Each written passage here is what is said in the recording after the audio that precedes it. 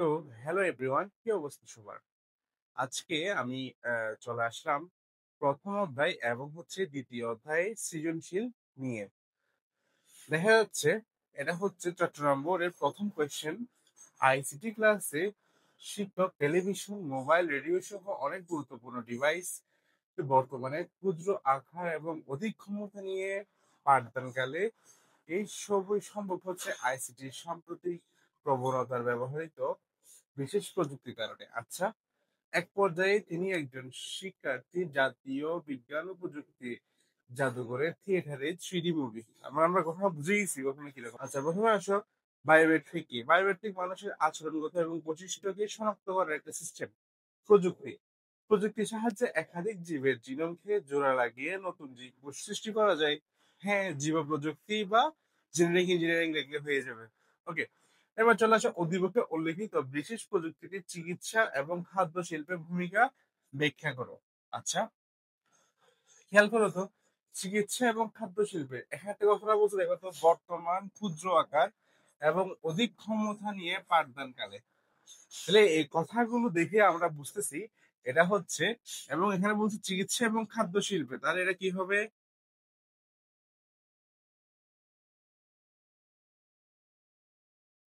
তাহলে কি হবে এটা?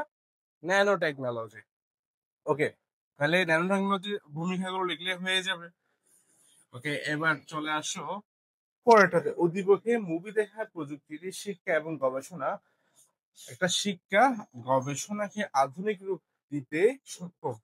তাহলে দেখো তো, শিক্ষা এবং গবেষণা, তাহলে 3D মুভি দেখে প্রাপ্ত বাস্তবের মতো অনুভূতি, তাহলে দেখেই বোঝা যাচ্ছে এটা হচ্ছে কি ভার্চুয়াল রিয়েলিটি। কারণ আমরা ভার্চুয়াল রিয়েলিটি মানে কি বুঝি? প্রকৃত অর্থে বাস্তব নয়, কিন্তু বাস্তবের চেতনা উদ্বেগকারী বিজ্ঞান নির্ভর কল্পনাকে বলা হয় ভার্চুয়াল রিয়েলিটি। আশা করি বুঝতে পারছি। ওকে, এবার চলে আসো পরের সিকিউতে। ওকে, এবার চলে আসো আমাদের 2 নম্বর সিকিউতে। এখানে বলা আছে ব্লুটুথ কি? মানে ব্লুটুথ আমরা সবাই জানি একটা হচ্ছে ওয়্যারলেস ডিভাইস, যেখানে হচ্ছে মাত্র 10 মিটারের মধ্যেই ডেটা কমিউনিকেশন হয়ে থাকে বা ডেটা ট্রান্সমিশন হয়ে থাকে। আচ্ছা, real time data transmission method ব্যাখ্যা করো। এখন রিয়েল টাইম ডেটা ট্রান্সমিট করে কোনটা? তাহলে আমরা ডেটা ট্রান্সমিশন চিনি হচ্ছে বেসিক্যালি তিনটা। একটা হচ্ছে অ্যাসিনক্রোনাস, সিনক্রোনাস এবং হচ্ছে আইসোক্রোনাস। তাহলে তোমরা যদি রিয়েল টাইম ডেটা ট্রান্সমিশন মেথডটা করে থাকো, তাহলে এটা পাওয়া হচ্ছে আইসোক্রোনাসে। কেমন? তাহলে এখানে যদি তুমি আইসোক্রোনাসের মেথডটা ব্যাখ্যা করতে পারো, তাহলে 2-2 পাবা। উদ্দীপকে প্রদর্শিত ডিভাইসের কার্যপদ্ধতি বর্ণনা দাও। এখন এখানে যে ডিভাইসটা আছে, এটার কার্যপদ্ধতি বর্ণনা দিতে গেলে আমাদের যেটা বেসিক্যালি মাথায় রাখতে হবে, সেটা হচ্ছে প্রেরক থেকে ডাটা কোথায় যায়? প্রাপকে। তাহলে দেখো তো, ডাটা শুধুমাত্র ডিরেক্ট যাচ্ছে। তাহলে দেখো, ও প্রেরকও হইতে পারে, প্রাপকও হইতে পারে, আবার ও প্রেরকও হইতে পারে, প্রাপকও হইতে পারে। তাহলে এই জিনিসটাকে আমরা বলতে পারি মডুলেশন আর ডিমডুলেশন। এখন এটার এটার জিনিসটা কি আসলে? জিনিসটাকে বলা যায় হাফ ডুপ্লেক্স।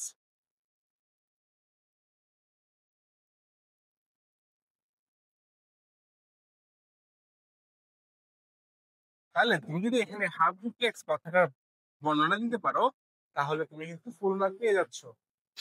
ওকে, ওকে, এবার চলে আসো হচ্ছে নিরাপত্তার সাথে ডেটা ট্রান্সমিশনে উদ্দীপকে উল্লিখিত মাধ্যমটির গুরুত্ব। এখন ডেটা ট্রান্সমিশনে উদ্দীপকের মাধ্যমটা, আচ্ছা, এখানে যে মাধ্যমটা বেসিক্যালি যাচ্ছে, এটাকে বলছে নিরাপত্তার সাথে। তাহলে নিরাপত্তার সাথে হচ্ছে বেসিক্যালি মাধ্যম যখন হিসাব করতে যাব, তাহলে মাধ্যম আমরা তার যুক্ত মাধ্যম চিনি কয়টা? 3টা। একটা হচ্ছে twisted pair cable, coaxial cable এবং হচ্ছে অপটিক ফাইবার কেবল। কিন্তু নিরাপত্তার সাথে অপটিক ফাইবার কেবল হলে এটার গুরুত্বটা খুব বেশি পায়। তাহলে এখানে তুমি যদি মাধ্যমের কথা বলতে গিয়ে যদি অপটিক ফাইবার কেবলের কথা উল্লেখ করে থাকো, তাহলে কিন্তু নাম্বারটা পেয়ে যাবে। আশা করি সবাই বুঝতে পারছি। ওকে, এখানে বলছে একটি কল সেন্টারে 8 কোডের তিনটি নেটওয়ার্ক ডিভাইসের সাহায্যে কম্পিউটারগুলোকে যুক্ত করে একটি ল্যান নেটওয়ার্কে ফাইবার অপটিক কেবল দিয়ে একটি নেটওয়ার্ক টপোলজির আওতায় আনা হলো। তাহলে এখানে একটা ঘটনা আছে। আচ্ছা, প্রথমে আসো এনআইসি কি। আমরা সবাই জানি নেটওয়ার্ক ইন্টারফেস কার্ড। গেটওয়েকে প্রোটোকল কনভার্টার বলা হয় কেন? অবশ্যই গেটওয়ে যদি না থাকে তাহলে প্রোটোকল কি হবে? কাজ করবে না। আচ্ছা, বলছে কি চিত্র অঙ্কন পূর্বক উদ্দীপকে উল্লিখিত নেটওয়ার্ক টপোলজিটি ব্যাখ্যা করো। তাহলে 8টি পোর্টের 3টি নেটওয়ার্ক ডিভাইসের সাহায্যে কম্পিউটারগুলোকে যুক্ত করে 3টি নেটওয়ার্ক ডিভাইসের সাহায্যে যুক্ত করে ল্যান পিকে ফাইবার। তাহলে দেখো তো এখানে 8টা পোর্ট আছে, এখানে একটা, এখানে একটা, এখানে একটা, 3টা নেটওয়ার্ক ডিভাইসের সাহায্যে। তাহলে দেখো তো, তাহলে একটা টপোলজির আওতায় আছে। এটা হচ্ছে, এটা যদি আমরা হাফ বলি তাহলে এখানে 3টা ডিভাইস। তাহলে এটা কি বোঝা যাচ্ছে? এটা একটা স্টার টপোলজি। তাহলে এখানে যদি তোমরা যদি কেউ স্টার টপোলজি লেখো তাহলে কিন্তু নাম্বার পাবা। ওকে, এবার আসো উদ্যোক্তাদের ব্যবসায়িক সুযোগ সৃষ্টিতে। আচ্ছা, উপরে যেখানে একটি বিশেষ অনলাইন সেবামূলক প্রযুক্তির সাহায্যে ক্লায়েন্টদেরকে 24x7 ঘন্টা অন ডিমান্ড সার্ভিস দেওয়া হয় এবং ক্লায়েন্টকে পে অ্যাজ ইউ গো পদ্ধতিতে বিভিন্ন কাজের মূল্য পরিশোধ করতে পারে। আচ্ছা, উদ্যোক্তাদের ব্যবসায়িক সুযোগ সৃষ্টিতে উদ্দীপকের অনলাইন সেবামূলক প্রযুক্তিটি সহায়ক ভূমিকা পালন করে। আচ্ছা, দেখা যাচ্ছে পে অ্যাজ ইউ গো কথাটা যখনই মাথায় আসবে তখনই মাথায় নিয়ে আসতে হবে ক্লাউড কম্পিউটিং। হ্যাঁ, এখন এই ক্লাউড কম্পিউটিং এ 3টে সেবা আছে। তাহলে এখানে যদি ক্লাউড কম্পিউটিং লেখো তাহলে নাম্বার পাবা। আর ক্লাউড কম্পিউটিং এর 3টে সেবা কি কি? একটা হচ্ছে আস, আরটা হচ্ছে পাস, আরটা হচ্ছে সাস।